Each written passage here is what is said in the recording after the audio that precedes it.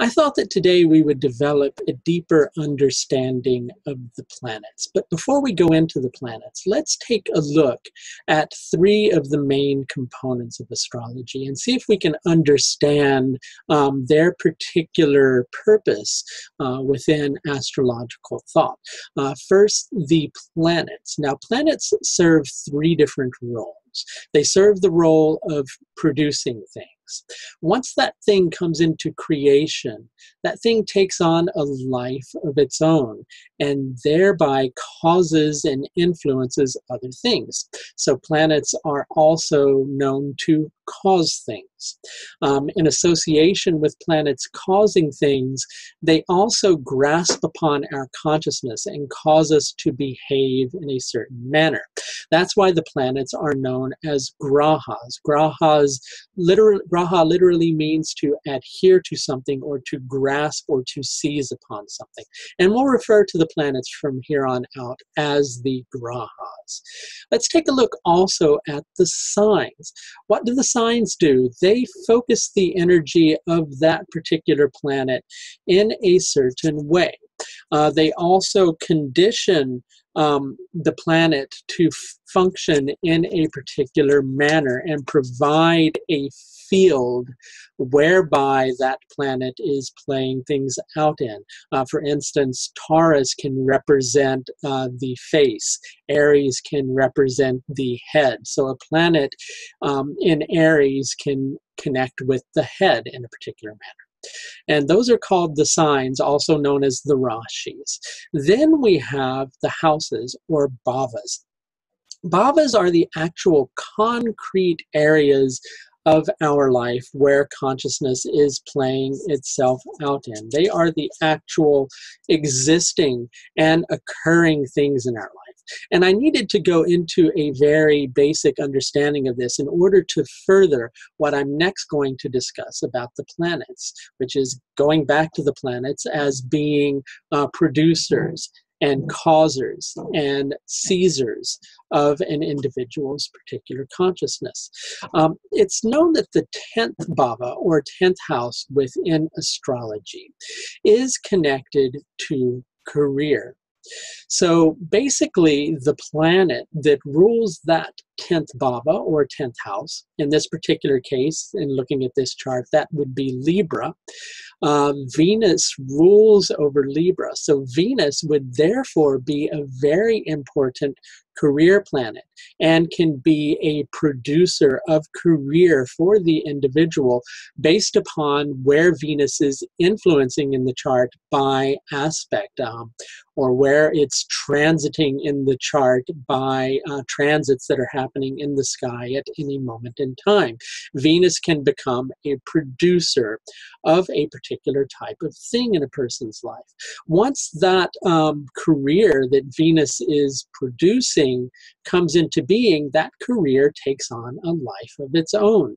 Another indicator of career for an individual is the sun. The sun is a natural indicator of career, also known as a Naisargika Karaka, or a producer, a natural producer of a particular type of event. The sun is a natural producer of career for the individual. So the sun, being a natural indicator of career, can also influence other areas of a chart or influence other planets. So thereby a person's career can cause certain things to happen. Venus, also still being an indicator of career, can also influence planets, and thereby a person's career can also cause certain things to happen.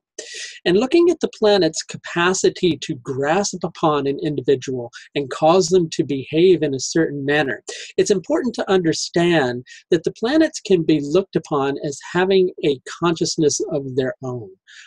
Like individual personalities, they're going to behave in a certain manner.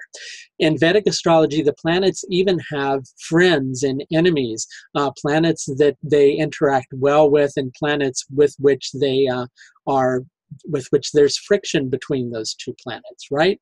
So let's take the sun, for instance. The sun is going to behave in a very brilliant manner, obviously, because it's the sun. It's also going to be very intense because it's the brightest object, right? It can also have a tendency towards arrogance or pride or being egocentric.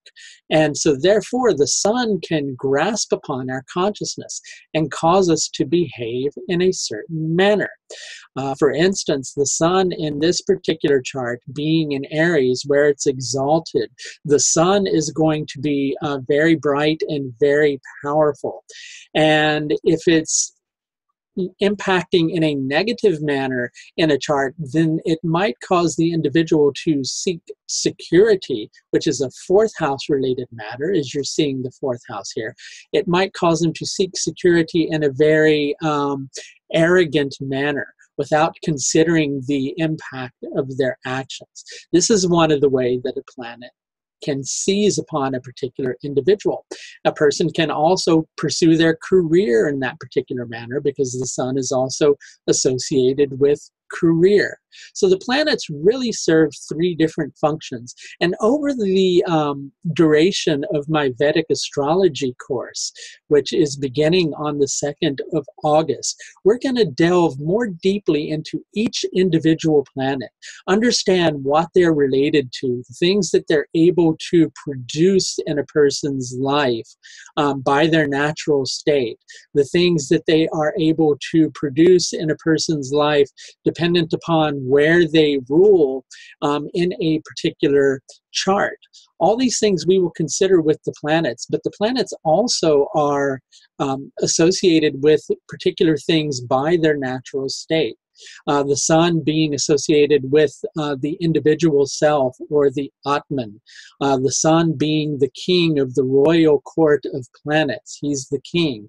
The moon being the queen in that particular aspect. So therefore the sun can be the father. The sun can also, the moon I should say, can also be the mother. The planets take on particular roles dependent upon their natural associations. And we'll be deepening our understanding of the planets, the rashis, or the signs I should say, the bhavas, or the houses, you can also call them, as well as aspects, the nakshatras, which are the lunar mansions of Vedic astrology. All of these will be subjects that I will cover in my Vedic astrology course. And I should mention that I am offering a pay what you can afford positions on this particular Vedic astrology course, which starts on the 2nd of August. So if you're interested, there's a link in this YouTube video which will take you to the contact page of my website, and you can contact me for further information. Take care.